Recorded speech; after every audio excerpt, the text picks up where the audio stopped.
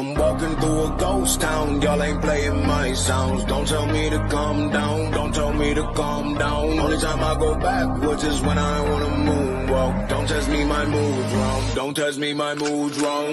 We are who we say that we are. You were lost in the stars, and it's all from the start. Never running no pace, never on the right page. But we still read that book, and we still run that race. Ay. Mississippi Racer riding out, no shortcuts, no time for that. Mississippi Racer riding out till the wheels fall off, I'm driving that. Mississippi Racer riding out, we'll stop burning, strike the match. Mississippi Racer riding out, red light, green light, red light, good night. Ay. Red light, green light, red light, good night. Red light, green light, red light, good night. Red light, green light, red light, good night. Red light, green light, red light, good night. Time to chill, don't sweat it. Good morning and welcome. It is Coffee and Sports. It is the morning show powered by Wire to Wire Network. Thank you so much for making us part of your morning routine. I am Chris, and of course, that over there, that is Mo. Mo, happy Friday, sir.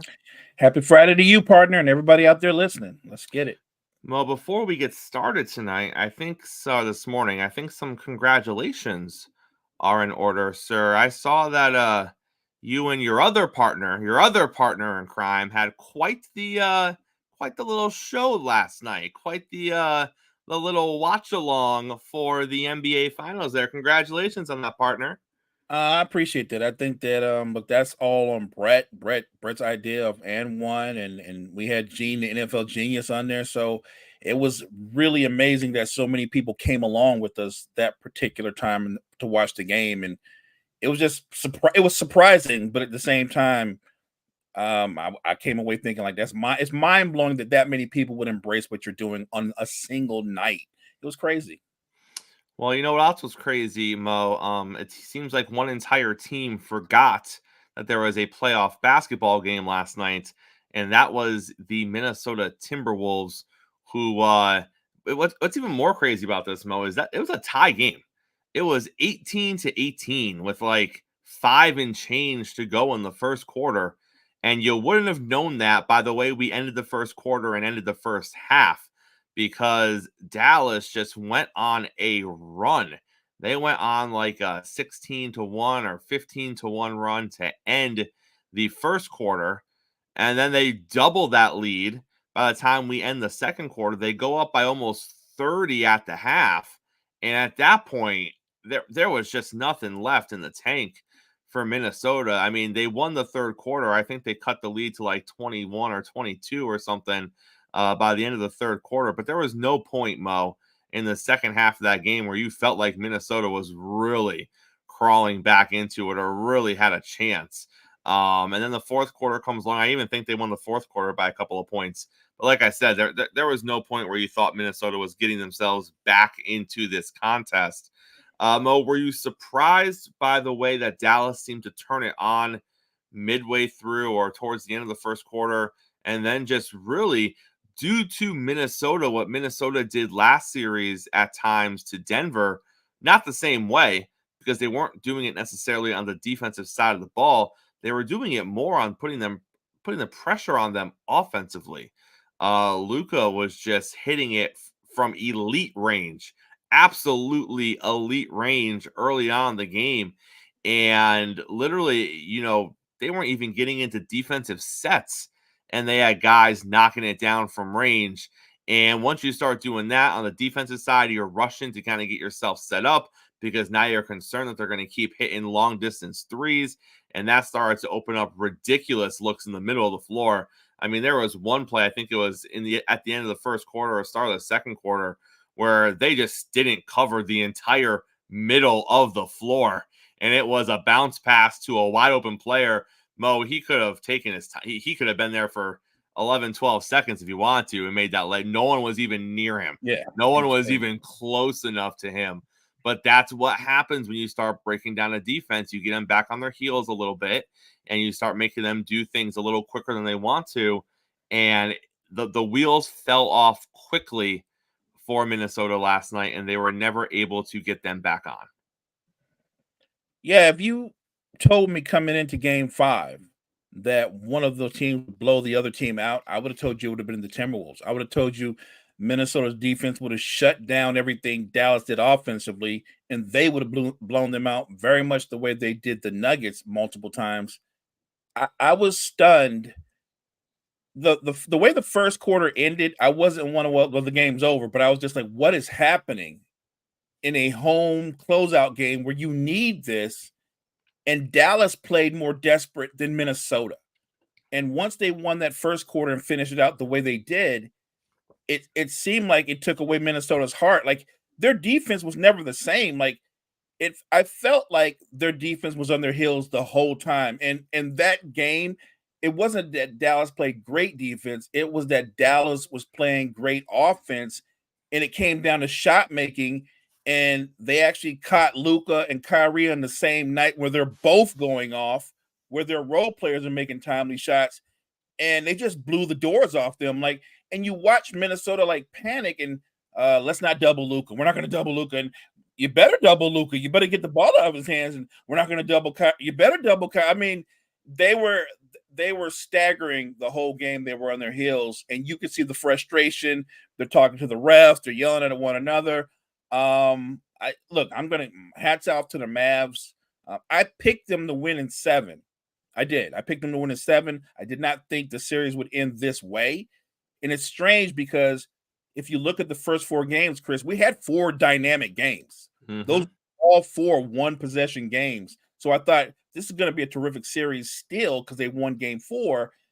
And to get the doors blown off you in game 5 at home, that stunned me. It really did. I mean, and then look, hats off to the Mavs, Jason Kidd, the staff. They just came in ready to end this. It felt like when Jaden McDaniels said in the post game after game 4, "Oh, they're not better than us. You know, we should have won that. We should have more games. When we get them back home, we're going to win." I mean, all that stuff sounded good. And then game 5 started, and the Mavs came out. Like I said, they played more desperate, and they just dominated the game. It was not a game. Like the weird thing about us doing the watch along last night is we had a lot of time to talk about a lot of things. Especially in the second half of that game. Luka was a man possessed last night. I mean, he was hitting shots early in the first quarter where you're like, first of all, why is he taking those shots? But then he kept knocking them down. So you're like, okay, keep doing your thing, sir. If you're going to keep hitting them the way you're hitting them. And then, like you said, Kyrie, slow start in the first quarter, but he basically cooked for the rest of the game. The role players did their part the entire game. So that brings us to the next question, Mo. As we get into the NBA Finals, now everything is kind of set up. You look at the Eastern Conference, and it was what we thought it was going to be. It was what Boston thought it was going to be. It is the Celtics. And then you look over into the Western Conference, and I know that coming into the season, there was a blanket that we could throw over a handful of teams in the West, and you would have been like, if it could be any of these 3. If any of these 3 pop out, we're not surprised. Those kind of switched up a little bit here and there as we went through the season. But as you got to the end of the season, again, I think if you threw a blanket over Minnesota or OKC or Denver probably would have been the leader of the pack. But if you said one of the other 2 got there, it is what it is. But now if you're Boston, Mo, and you're looking out, and if you told Boston 5 months ago, listen, you're going to go to the NBA Finals this season, all right? It's not going to be against Denver. It's not going to be against a young up-and-coming OKC team. It's not going to be against a veteran team like the Warriors or the Lakers who have put in one more good run. It's going to be against the Dallas Mavericks. You know Boston would have signed up for that because Boston would have looked at that and said, something fluky happened in the playoffs. They just got hot. Their series lined up where maybe they were just playing some weaker opponents, and then they just got the job done in the finals against a banged up good team. Like, you're looking at that saying all the things that had to go right for Dallas to get there. You weren't looking at that saying Dallas was kind of the better team in the West throughout the entire playoffs, start to finish.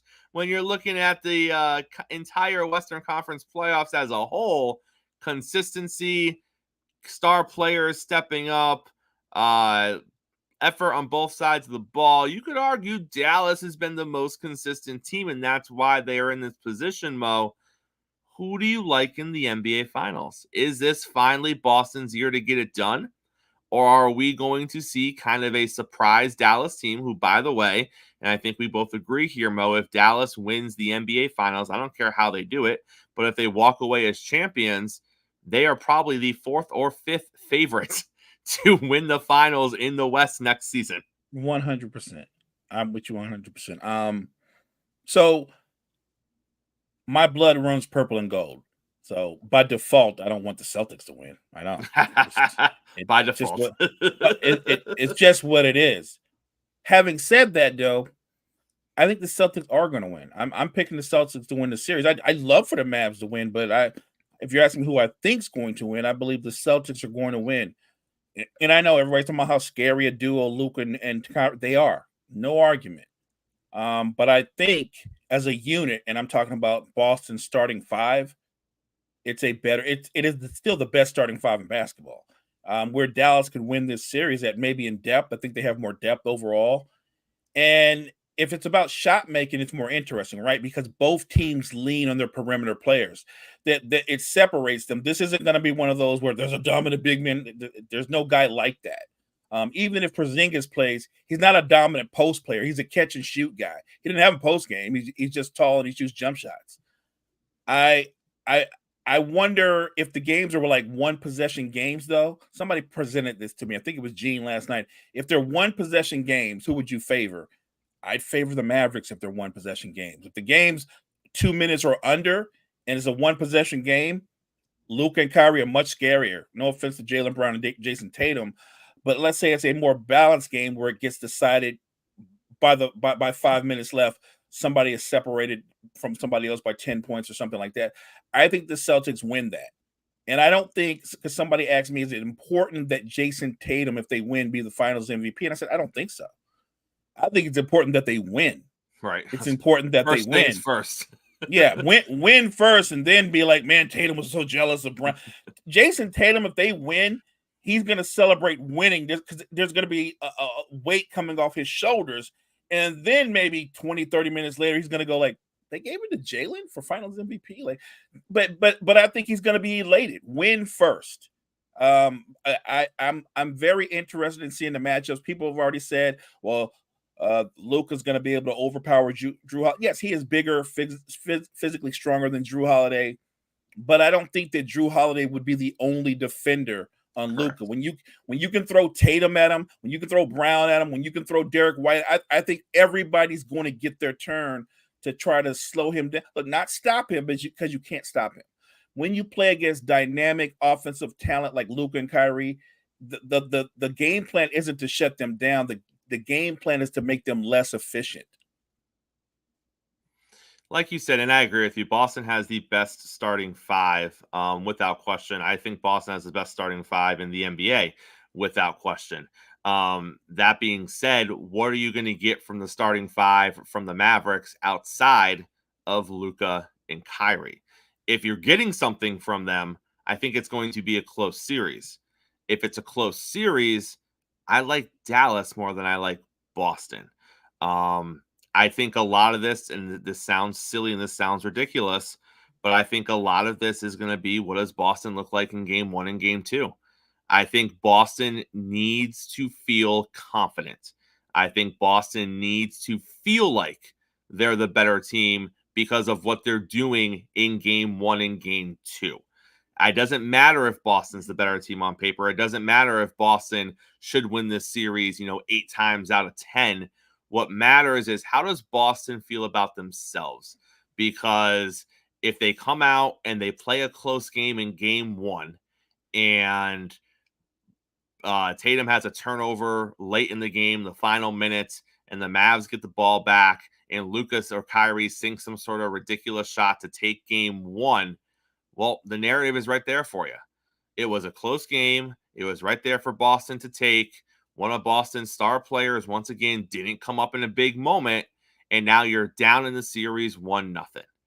So now all the pressure is on Boston for game two, because you can't fall down 0-2 in this series. a series that you were favored in, a series where it all starts to snowball. And I know people are gonna be like, well, Chris, that happens in any series. They're not that no, they are that sensitive. They are that sensitive because go back to the Golden State series. They were supposed to win that series too. They were the better team in that series. And I think this version of them is better than that version of them. So I think they're in the exact same position, Mo. They are playing a team that I don't think a lot of people thought were going to be here on the other side of them in the finals. I think many thought this was going to be Denver here. And I think people would have taken them against Denver as well. Would it have been a lot closer? Absolutely. But I think you would have had a contingent of people that thought they could have knocked off Denver if everything went according to plan. Now you have a lesser team in Dallas, and I think there's going to be all this momentum saying this is it. This is Boston's moment. This is Boston's shot. They're going to take care of this in 5 or 6 games. They're the better team. And as long as they come out, Mo, and they play a good game one, and it doesn't have to be a dominant game one, but they got to go out there and they got to win game one. Because if they win game one, I think you might see them play a dominant game two. Because then they're going to be feeling themselves. Then they're going to be feeling like, you know what, we are the better team. You know what, this is our destiny. We are going to win this. But I think it's very fragile. And I know people in Boston don't want to hear that. People are going to say, no, that's not true. They ain't that. I think it's fragile, Mo. I think if they lose game one, as ridiculous as it sounds, Yeah, look, I think if they lose game one, things could start unraveling really quick for this Celtics team. And so I think Boston will win. Like, again, that's going to be my pick. This is about who you think wins the series, but you bring up excellent points. They can't afford to have a throwaway game in the first 2 games. No. They have to win both of those first 2 games.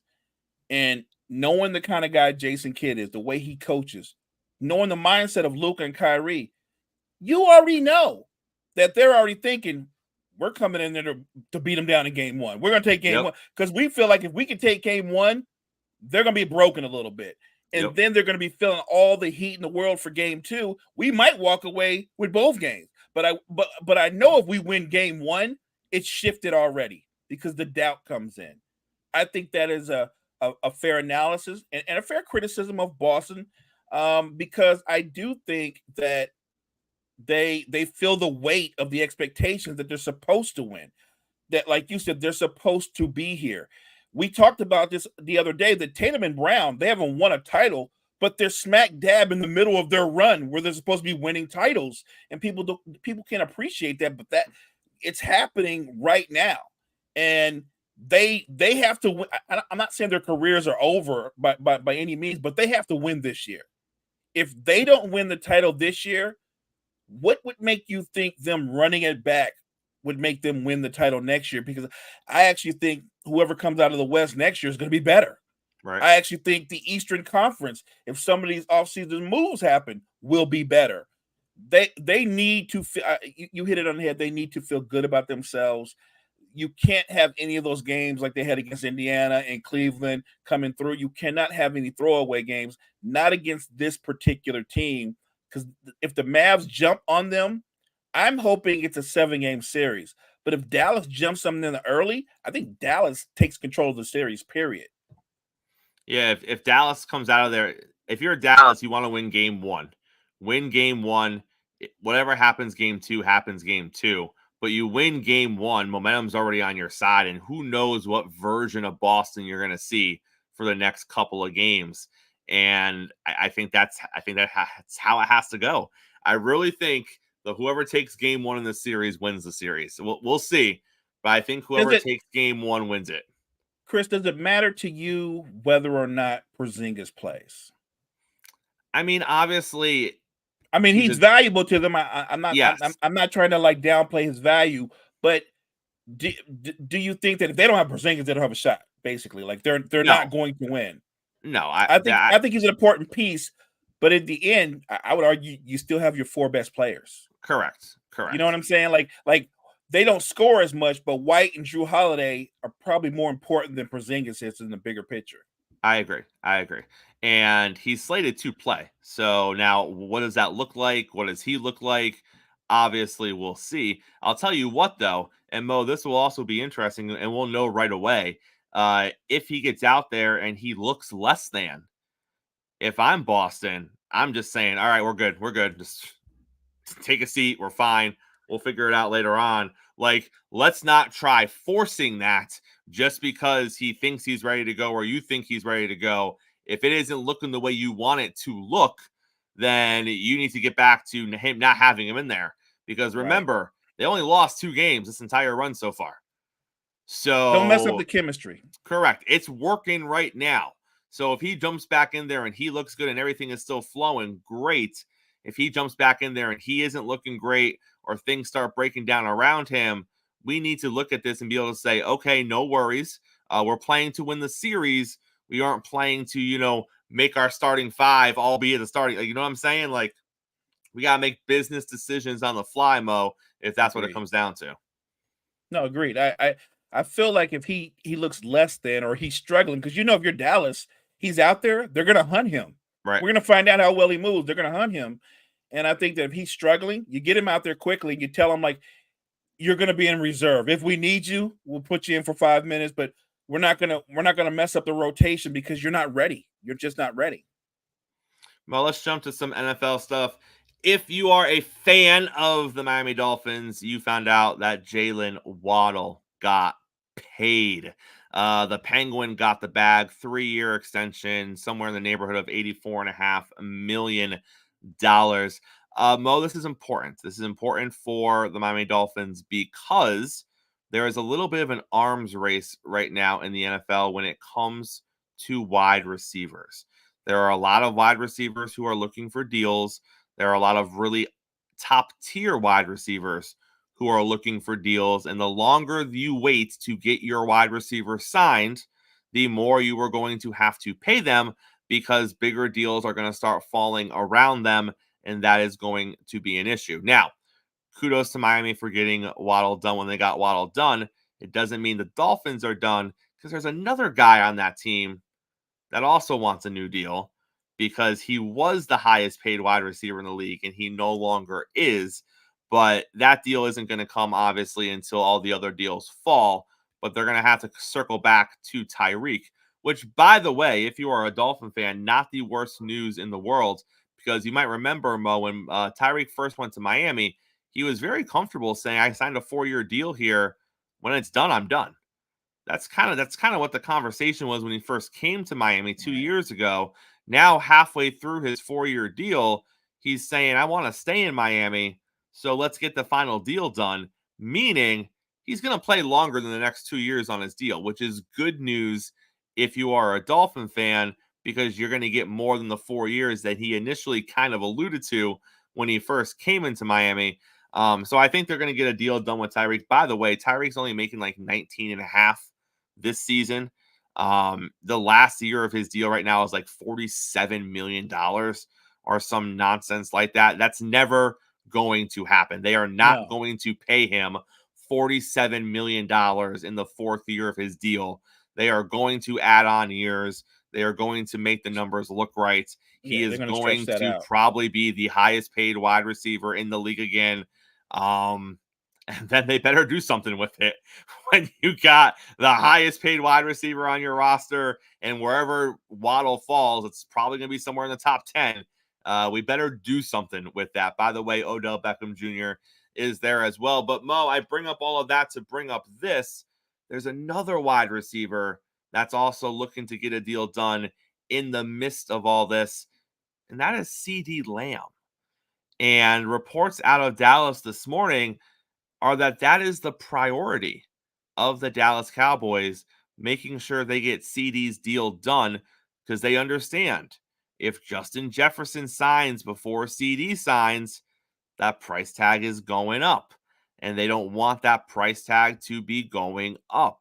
So they saw the Waddle deal get done. That's putting pressure on them because CeeDee's going to say he's a 2. I don't care what his talent is. He is a 2. I am a 1. You're going to pay me more than the 2 just got paid in Miami. So that he's already saying that's the basement. That is the foundation of my deal. I am up in the penthouse, baby. So there's going to be some distance between me and the Waddle numbers.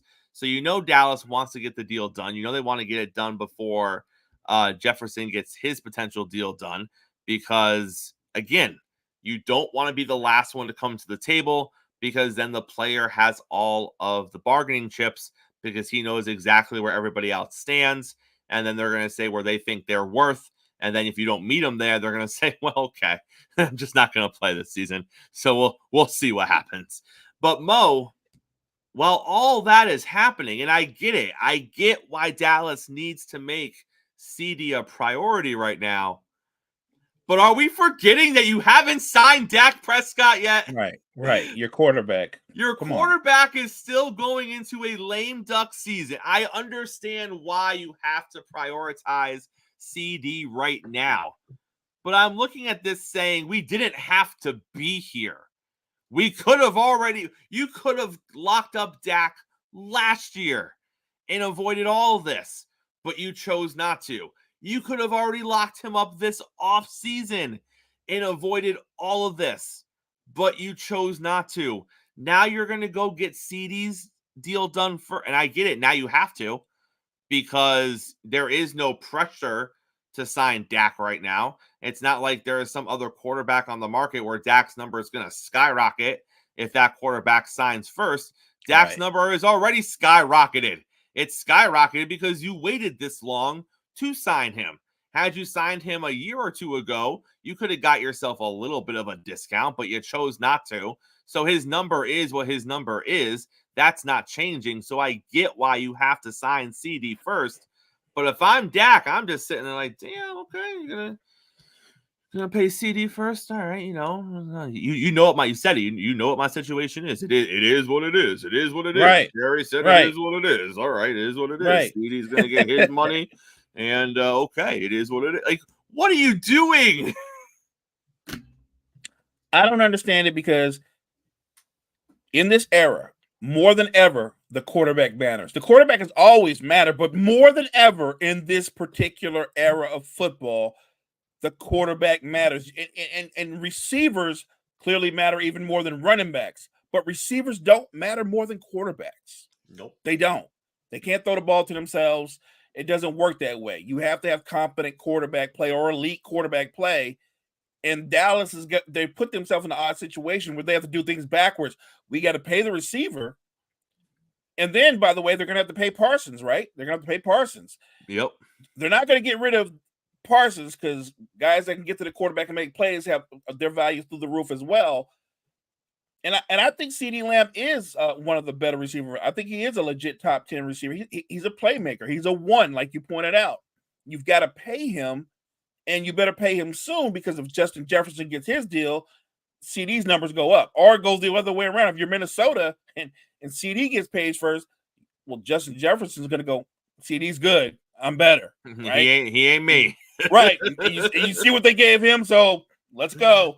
Even though I'm going to have Steve Young throwing to me, let's go. But I digress. Like, yeah, Dallas is doing things so backwards, and you're right.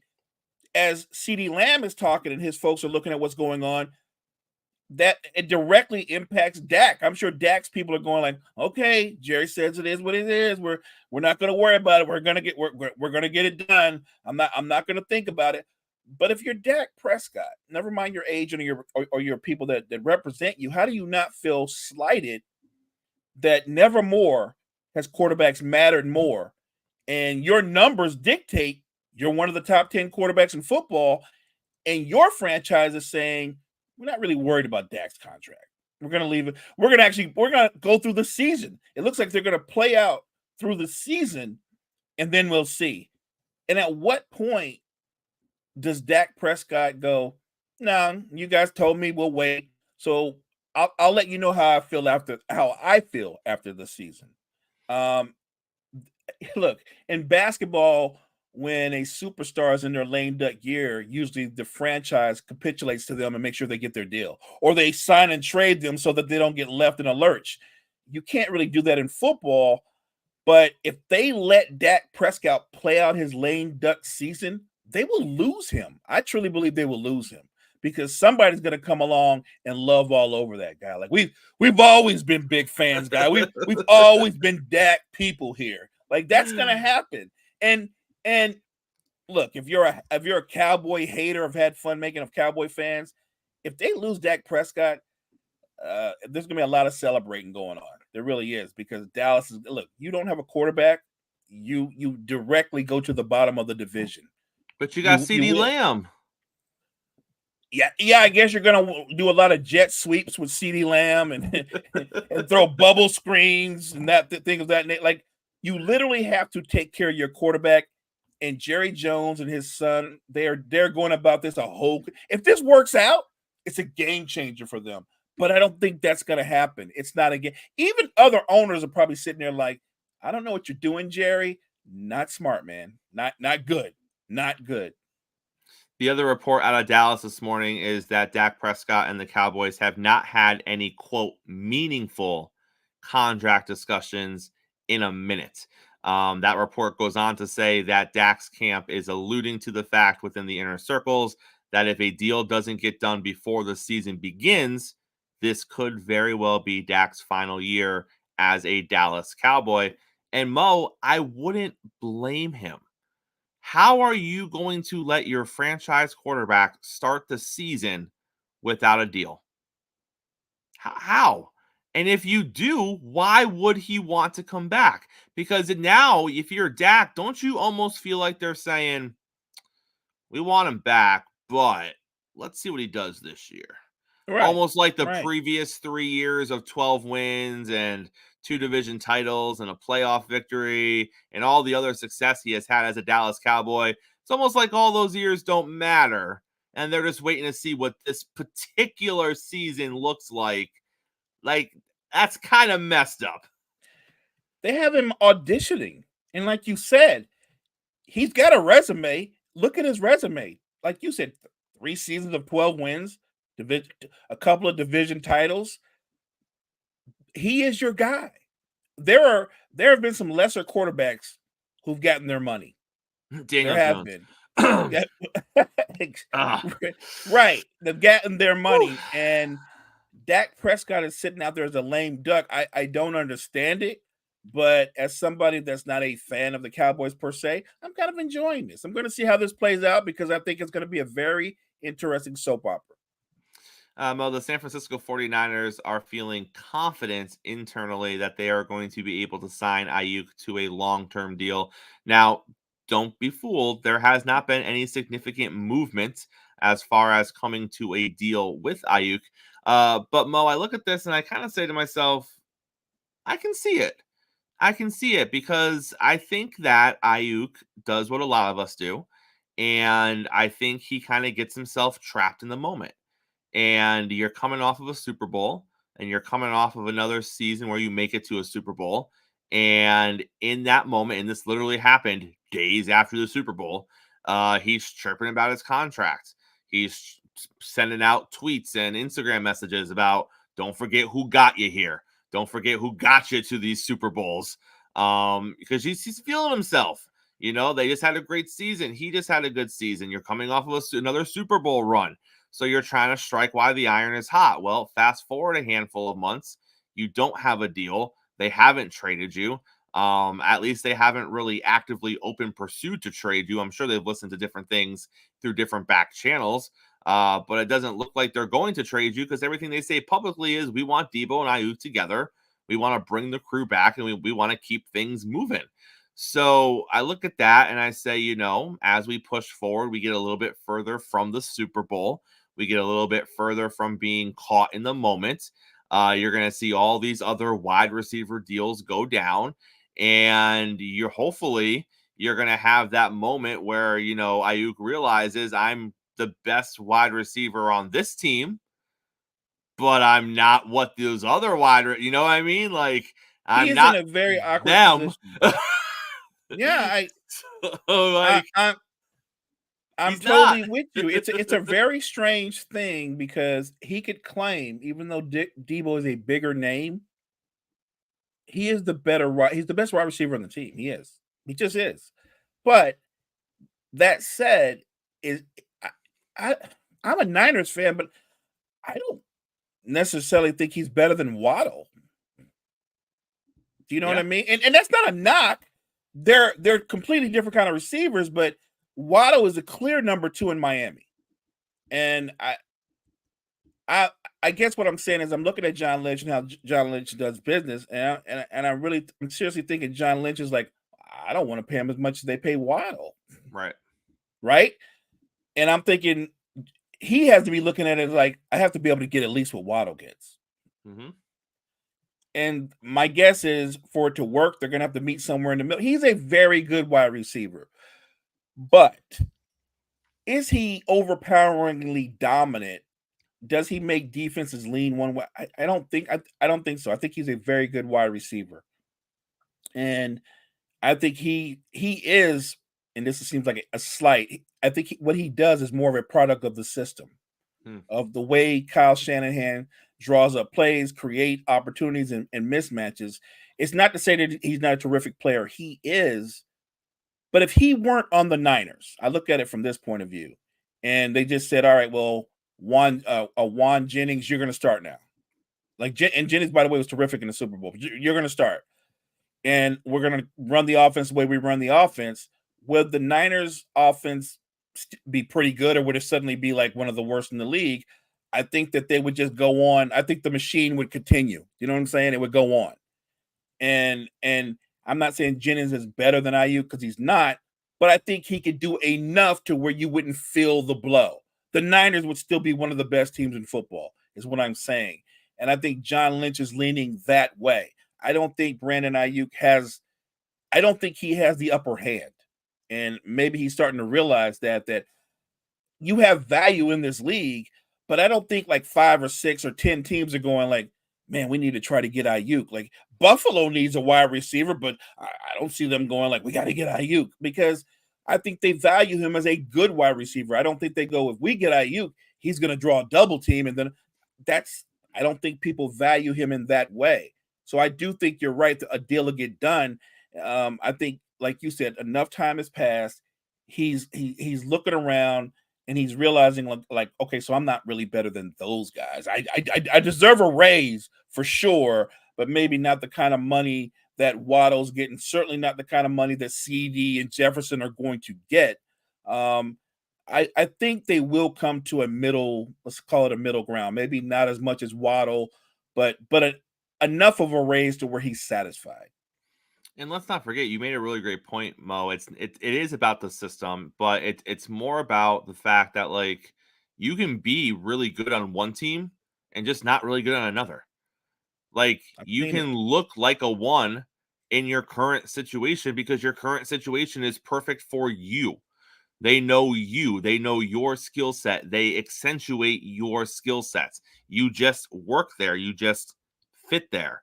And then sometimes, and we see this in the NBA a lot. People look like they're something, and then they hit free agency. They move around. You think you got yourself a piece, and then you're like, well, what the hell happened to so-and-so? And real NBA analysts are like, we told you he couldn't play. we told you that last season he was just in a good system. And, right. He was playing above his skis, and y'all went and paid the man. And now look what you got. True. That happens in the NFL too. You get these, and he is a good wide receiver, but just because you are the number 1 wide receiver on your team doesn't mean you're a top 32 wide. You know what I mean? Like there's that, well, he's the 1 on San Francisco, so he's automatically top 32.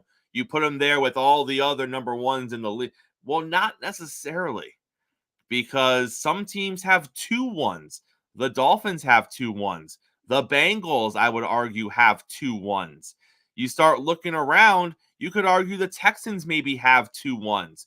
Do the Rams have 2 1s? I was going to say on the Rams, would he be a third receiver? Right. Like, I don't think Puka's a 1 yet, but if he does the same thing he did last season, Puka could be a 1. You know what I mean? Or at worst, he's the 2, and we know who the 1 is. Right. So you start looking around, and you're like, that's not even fair to say he is, top 32, because some teams have 2. So, and it's not a slight to him because he's still a good receiver. He is. It just doesn't mean you're making 1 money. That's all. That's all it means. You're not making one, because also at the same time, you got Debo sitting there like, he may have better hands than I do, or he may run better routes than I do, but I'm more valuable. That's a fair conversation. I'm not here to debate that. Like when people go like, "You think he's better than Debo?" I was like, strictly on what they do with their position, he's a better wide receiver. It's not even up for debate. But what Debo does is he's a jack of all. You know what I mean? He does a little bit of everything. Yep. Debo lines up literally as at tailback sometimes. They put him at H-back. I've seen him play some tight end and create mismatches that way. So Debo is a better football player. He throws the ball sometimes. Yeah, Debo's he's a more impactful football player. I am not debating that at all. I think that's the confusion when people going like, well, if he's so much better than Debo, how come he doesn't make Debo money? I'm like, he's a better receiver. And the one thing he does, he's not a better football player. And when you're in Kyle Shanahan's offense, Debo is still the more prominent player. Yep. All right, Mo, let's talk about this as we're moving forward here. The Bears are going to be featured. We saw this coming on NFL Hard Knocks. Oh, yeah. They are the perfect team to be featured on NFL Hard Knocks. This could literally be the revitalization of this franchise with their new quarterback, with their new wide receiver. I have no idea why Eberflus is still their head coach. I literally think he is keeping the seat warm for their next head coach, whoever that offensive mind is. I don't know if he realizes that or not. I don't know. Maybe they get into the playoffs this season and he keeps his job. I really think he's just holding it down for the next guy. They're working on getting that new stadium, so they start playing inside football and they get out of those ridiculous elements out there in Chicago. This could be the beginning of a fairy tale story up there in Chicago where this team is relevant for the next 10, 12, 13 years, Mo. And of course, NFL says, we want to capture it all on Hard Knocks. I'm going to watch. It's going to be entertaining TV, Mo, for sure. I think it's going to be captivating TV because, yeah, obviously you're going to focus on everything Caleb Williams does, but I'm going to focus on everything Eberflus and him interacting with the players, the rookies obviously fighting for jobs, all those receiving weapons that they brought in for Caleb Williams and how that works, because they're veteran receivers who you're going to have a conversation with a rookie quarterback and try to tell him what routes you run best or what you sit on. Like to see Caleb Williams in the quarterback room when they try to break down coverages and things of that nature, like I'm going to absorb it all. It's funny because you have some people who are already talking about where they're going to have a top 5, top 6 offense. And I'm like, yes, I believe that is a factual statement if you're talking about where they'll be ranked on Madden. And I'm looking forward to playing and enjoying Madden 25 and the Bears on Madden. But in real football against real people, it would be surprising to me. I'm not saying it's impossible, but if they're a top 5 offense, that would surprise me. It really would, because I don't think things are settled quite on their offensive line. And if you have problems on your offensive line, your rookie quarterback has problems. And if he has problems, by default, the wide receivers that he's going to be throwing the football to, they're going to have clean jerseys a lot because his jersey is going to be dirty. So I don't think they're going to be a top 5 offense. If he is everything they say he is, and he has a terrific rookie season, maybe they're a top 10 offense. But the idea of them being on Hard Knocks, how can you not watch that? That's gonna be amazing TV. Before we get out of here on a Friday, let's talk a little NBA, shall we? The Warriors are in the headlines this morning, Mo, because they have come out and said through those back channels, if Jimmy Butler is available, we might be interested. What would that look like? The Warriors going after Jimmy Butler. What would they have to give up in a trade to get Jimmy Butler? And what would a potential Warriors lineup with Jimmy Butler on it next season look like? That's frustrating from a fan standpoint, because I'm like, wow, you guys are going to take the shortcut, huh? Instead of bringing in some more young players, you're going to bring in 35-year-old Butler to join 35-year-old staff. And I don't even know what you're going to do with Clay. Right. Draymond's 34.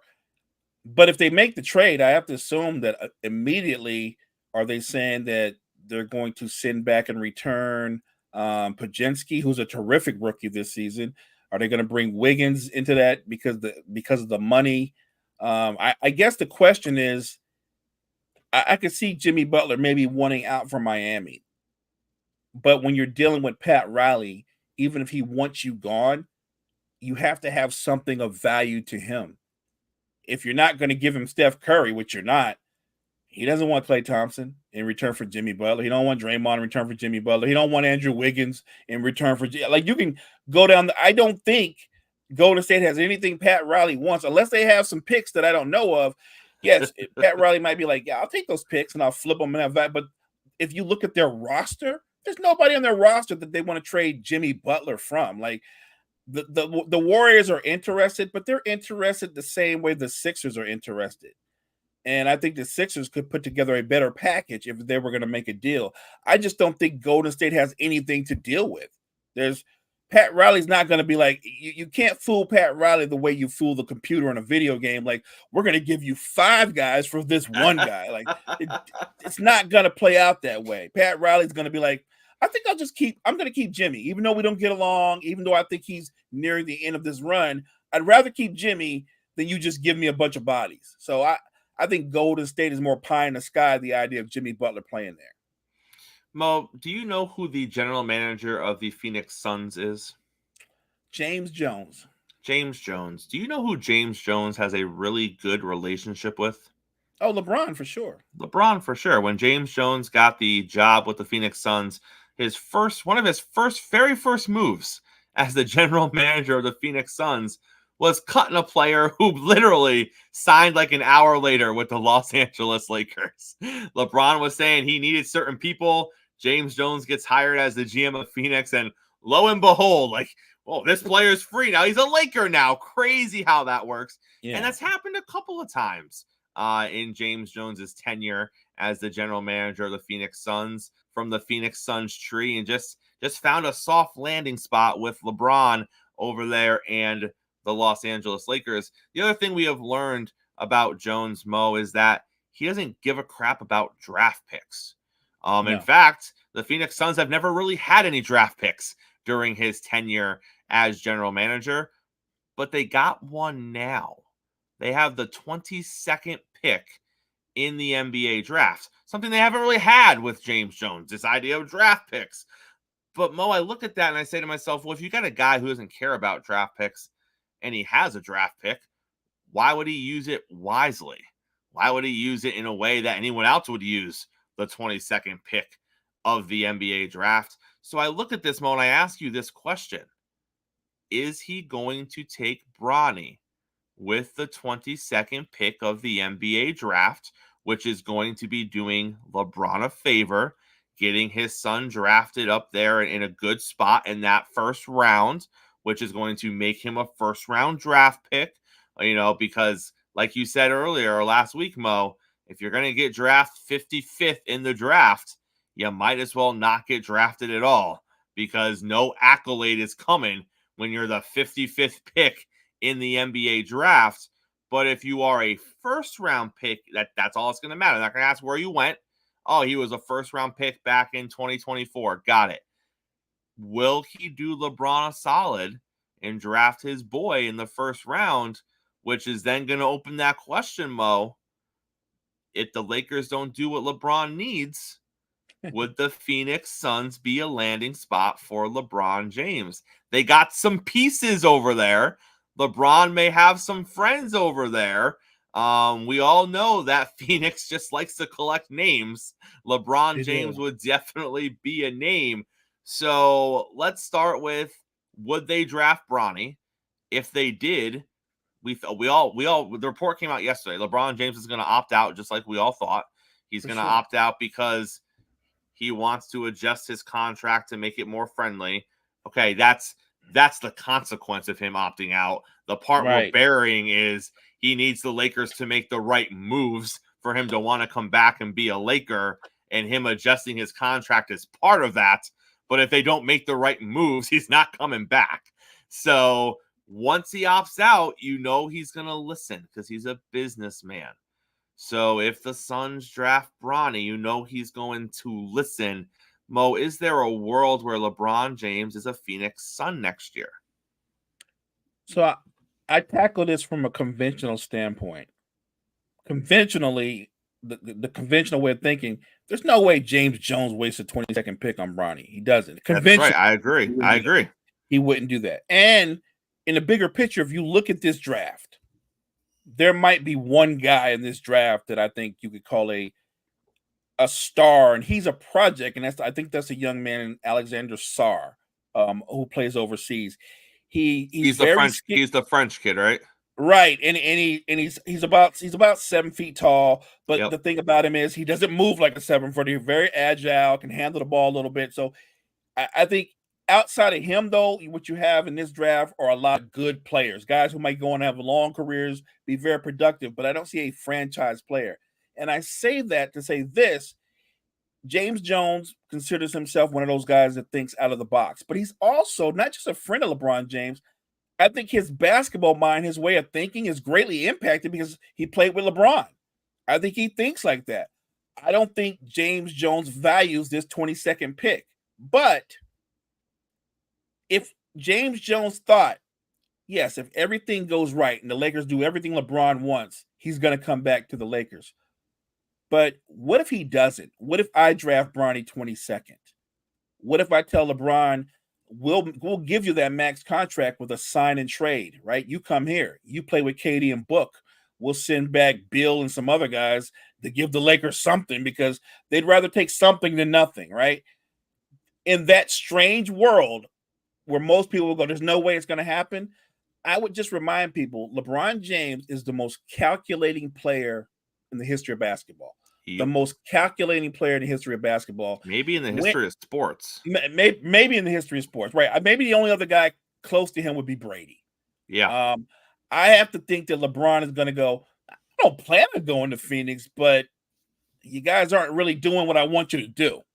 And if you don't do what I want you to do, at least if I do go to Phoenix to play with Book and KD, I'll make sure we get to the conference finals. We'll get at least to the conference finals between the three of us. Meanwhile, you guys are going to be in the lottery or something like that. Like I do think he would. You said, would he listen? Absolutely. I think with no hesitation, LeBron's going to look at the landscape and go, "Come back to the LA," but they're not even doing what I want them to do. We're not going to, like, we wanted to get Mitchell, but we're not going to get Mitchell. Or everybody's rumored who the Lakers want. It doesn't mean they're going to get them because other teams are pursuing some of those same guys.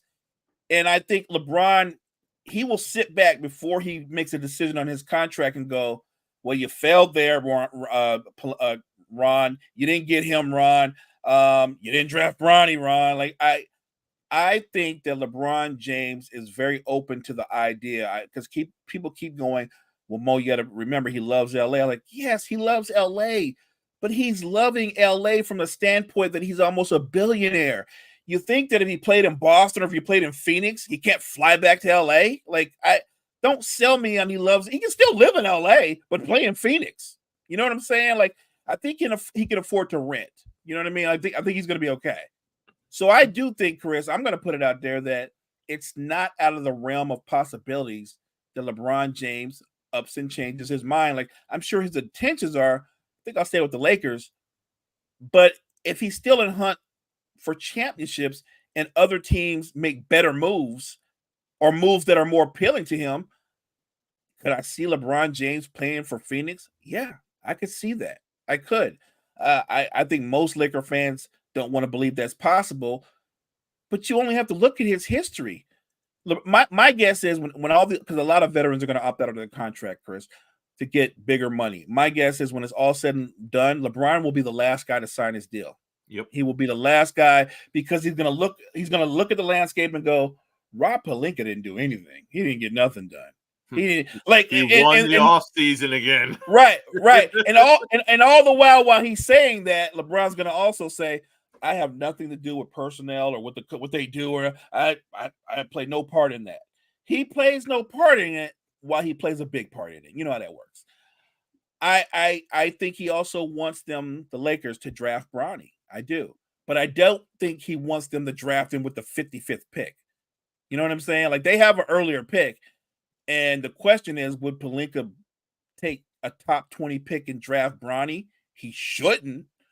But if LeBron's saying, well, if you don't do it, I'll go somewhere else. I'll go where somebody who does value Bronny at 22nd and picked him. I think the Lakers' hands are tied, and I think that James Jones running a risk of drafting Bronny, he has nothing to lose by making that move and everything to gain. I agree. And for all those people who are saying exactly what you're saying, well, LeBron loves LA. I get that. But LeBron also realizes we're literally in the final chapter. I mean, what are we looking at? Best case scenario 3. And I think that's best case scenario. You're probably looking at 2. So what does he want? He wants titles. That's all he has left to play for is championships. He has 4. He would love to get to at least 5 and be 1 behind MJ, but let's be realistic. He really wants 6 because in his mind, he knows that if he can just get to 6, it's done. The conversation is over at that point in his mind. You shut the door, right? Right. It was the challenge that Brady had midpoint in his career.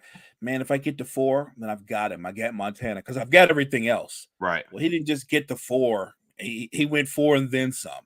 To end the debate. And it's not slight against Montana. It's about how great Brady was. I think you're right. LeBron is in the same mindset that if I can get 5, then I make it interesting. But if I get 6, ain't nothing to talk about. Can't say nothing to me. And he's right. And when you're looking at the Lakers and you were a play-in team this season, you were a low-seeded team the season before, but you got hot. You got hot and made a run. All right. Can't take anything away from that. But if you look at the Lakers over the last 3 seasons, Mo, this is not a championship contending team. This is a team that had a good playoff run. This is a team that wasn't a really great team this past season. There was a good chunk of the season where they were 9th and 10th for the majority of the season before they kind of played a little more consistent in the second half of the season. If LeBron is looking at the Lakers, once all the moves are made, and he's like, we're 6th in the West, maybe 5th, is he going to go back to that? Is he going to go back to a team where he's going to sit there and say, there's 4 or 5 teams who are clearly better than us in the Western Conference? I don't think he is. I think he's going to look at it and say, where can I win a title this season? Because yes, the LeBron haters will be like, oh, you only went to so-and-so to win a title.